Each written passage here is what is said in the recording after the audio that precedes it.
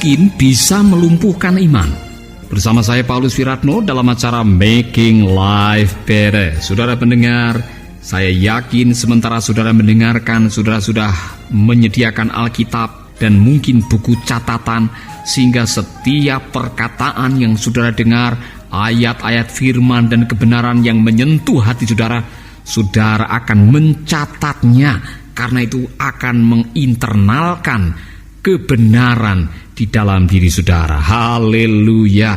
Kali ini topik kita ialah mengenai takut miskin itu bisa melumpuhkan iman. Ada sebuah cerita perumpamaan yang disampaikan oleh Tuhan Yesus yang ditulis di dalam Injil Lukas pasal 8 ayat yang ke-14. Kira-kira bunyinya seperti ini. Yang jatuh dalam semak duri ialah orang yang telah mendengar firman itu, dan dalam pertumbuhan selanjutnya mereka terhimpit oleh kekhawatiran dan kekayaan dan kenikmatan hidup, sehingga mereka tidak menghasilkan buah yang matang. Lukas 8 ayat 14. Nah saudaraku, di dalam Injil Markus pasal 4 ayat 19 juga disampaikan seperti ini. Benih yang jatuh di tengah semak berduri itu ibarat orang-orang yang mendengar kabar itu, tetapi khawatir tentang hidup mereka dan ingin hidup mewah. Nafsu untuk berbagai hal masuk ke dalam hati mereka. Karena itu kabar dari Allah terhimpit di dalam hati mereka sehingga tidak berbuah. Hidup yang berbuah sebetulnya adalah hidup dalam rencana Allah. Kalau kita melihat ayat firman Tuhan di atas, kita langsung bisa menyimpulkan bahwa Allah menghendaki kehidupan yang menghasilkan buah dari setiap umat ciptaannya, saudara. Semua yang diciptakan Allah selalu memiliki tujuan atau maksud akhir. Sebuah kursi yang dibuat oleh tukang kayu dimaksudkan sebagai tempat duduk. Sebuah jam tangan yang dibuat oleh seorang ahli jam dimaksudkan untuk menjadi alat penentu waktu. Sebuah sepeda yang dibuat oleh tukang sepeda diharapkan menjadi sebuah kendaraan. Demikian juga dengan manusia. Allah menciptakan manusia menurut gambar dan teladannya supaya manusia menjadi wakil Allah di bumi, yaitu menjadi agen kebaikan. Tuhan Yesus dengan gamblang menjelaskan kepada murid-muridnya supaya hidup menghasilkan buah. Karena kehidupan tanpa buah adalah sebuah kesia-siaan. Dengarkan apa yang pernah Yesus katakan. Setiap cabang yang tidak berbuah dipotongnya, dan setiap cabang yang berbuah dikurangi daunnya dan dibersihkannya supaya lebih banyak lagi buahnya. Itu tertulis di dalam Injil Yohanes 15 ayat yang kedua. Nah, berbicara tentang buah kehidupan, ini menyangkut masalah karakter yang diekspresikan dalam perilaku hidup sehari-hari. Hidup yang berbuah adalah hidup yang mencerminkan karakter ilahi, seperti yang digambarkan oleh Rasul Paulus dalam kitab Galatia. Saudaraku, hidup yang menghasilkan buah-buah roh, ada kasih, ada sukacita, ada panjang sabar, ada kebaikan, ada tahan nafsu dan sebagainya. Jelaslah di sini bahwa hidup yang berbuah tidak diukur dengan jumlah gelar yang disandang atau kekayaan atau kedudukan yang dimiliki oleh orang. Hidup yang berbuah adalah hidup yang memiliki pengaruh positif, sehingga orang di sekitar kita bisa melihat Allah melalui kehidupan kita. Pergi dan hasilkanlah buah, dan hendaklah buahmu itu tetap, sehingga orang akan tahu bahwa kamu adalah murid-muridku. Itu kata Tuhan Yesus. Jadi Tuhan Yesus sendiri mengatakan kepada kita, kalau ingin tahu bahwa kamu benar-benar adalah murid Yesus, hasilkanlah buah kehidupan. Kalau kita ingin supaya dunia tahu bahwa kita ini adalah murid Yesus, pergi dan hasilkan buah. Saudaraku, konsekuensi kemandulan rohani itu sangat fatal. Carang yang tidak berbuah akan dipotong, kemudian dibuang, dan diinjak-injak orang, kemudian dibakar. Orang yang merasa tidak berguna alias useless biasanya tidak pernah merasa bahagia karena tidak memiliki sense of destiny, tidak punya sense of accomplishment, tidak punya tujuan hidup yang jelas. akhirnya melakukan hal yang sia-sia, yang justru menghancurkan kehidupannya. Kisah hidup anak yang terhilang merupakan cermin dari manusia yang mau hidup seenaknya sendiri dan keluar dari rencana bapaknya. Penyebab utama kehidupan yang tidak berbuah adalah kekhawatiran. Orang yang takut miskin sedang membahayakan kehidupannya sendiri.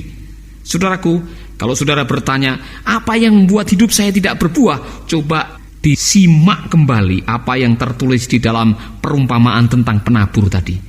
Takut miskin, ingin hidup mewah, dikuasai oleh nafsu duniawi yang membuat akhirnya benih firman Tuhan itu terhimpit sehingga kita tidak bisa bertumbuh secara rohani. Benih yang jatuh di tengah semak berduri itu ibarat orang-orang yang mendengar kabar itu, tetapi khawatir tentang hidup mereka dan ingin hidup mewah. Nafsu untuk berbagai hal masuk ke dalam hati mereka. Karena itu kabar dari Allah terhimpit dalam hati mereka sehingga tidak berbuah. Dari ayat ini kita menemukan 3 hal yang harus diwaspadai oleh setiap orang percaya, yaitu khawatir tentang hidup, ingin hidup mewah, dan nafsu untuk memiliki berbagai hal. Ketiga hal itu bisa membunuh pertumbuhan firman dalam hidup rohani saudara.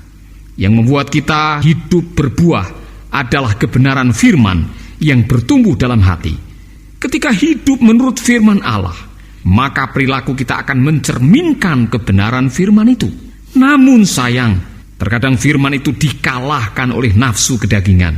Orang yang ingin cepat kaya alias takut miskin biasanya akan mengambil jalan pintas untuk mencapai tujuannya. Coba bayangkan, kalau semua koruptor mau jujur, mengapa mereka nekat mencuri uang rakyat?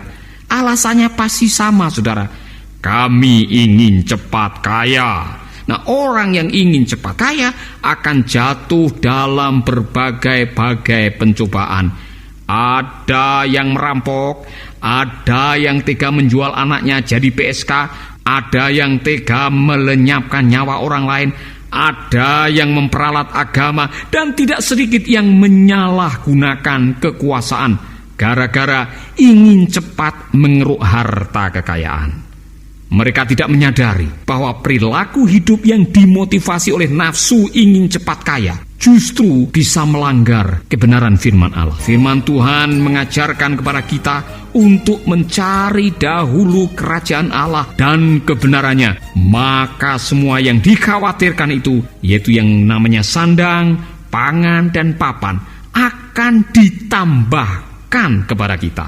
Kitab Mazmur mengatakan kepada kita bahwa orang yang kesukaannya mendengarkan firman Allah siang dan malam dan mempraktekannya dalam kehidupan sehari-hari justru akan menjadi orang yang berhasil, orang yang berbuah. Berbahagialah orang yang tidak mengikuti nasihat orang fasik, tidak mencontoh orang berdosa, dan tidak bergaul dengan orang yang menghina Allah, tetapi yang suka melakukan perintah Tuhan dan merenungkannya siang dan malam. Orang itu berhasil dalam segala usahanya.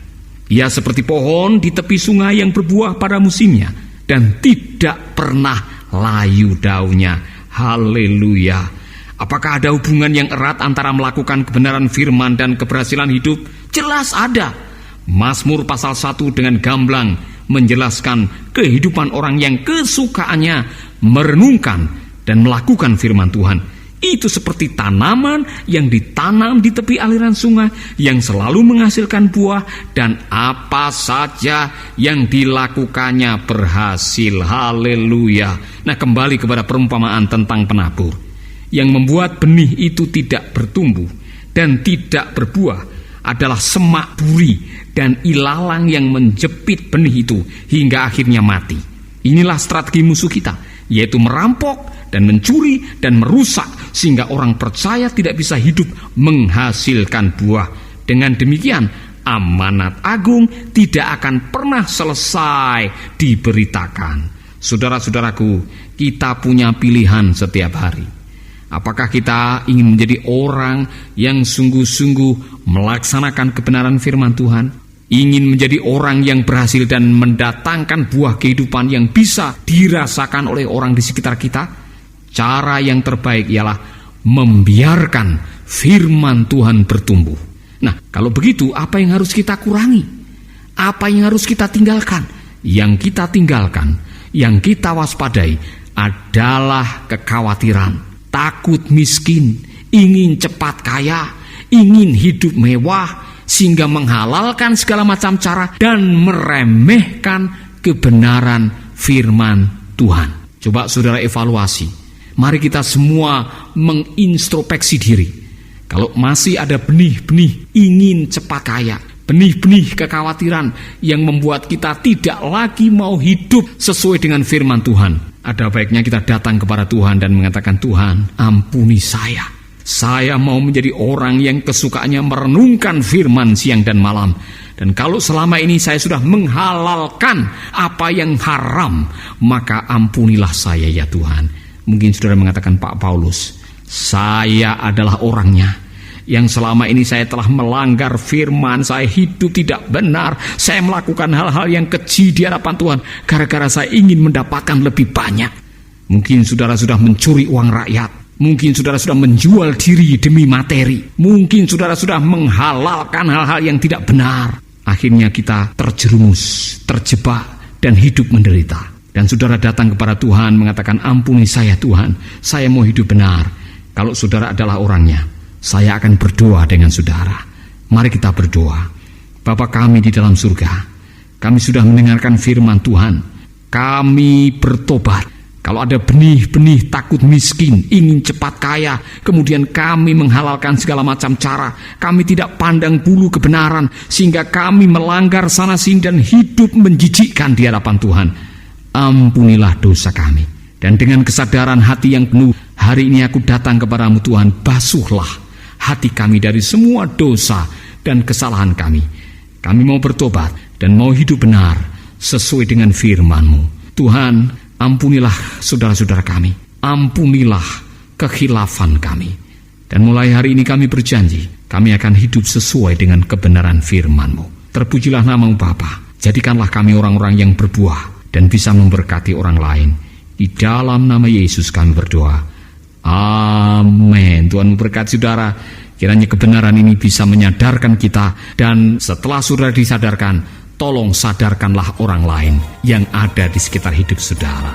Tuhan memberkati. Sahabat, Anda baru saja mendengarkan program Making Life Better. Hubungi kami di 0811 3901 144 atau 0811 3901 140. Mari dukung pelayanan Making Life Better melalui rekening BCA 6690300525. Sekali lagi, 6690300525. Atas nama Paulus Wiratno. Terima kasih, Tuhan Yesus memberkati. Making life better, bikin hidup lebih baik.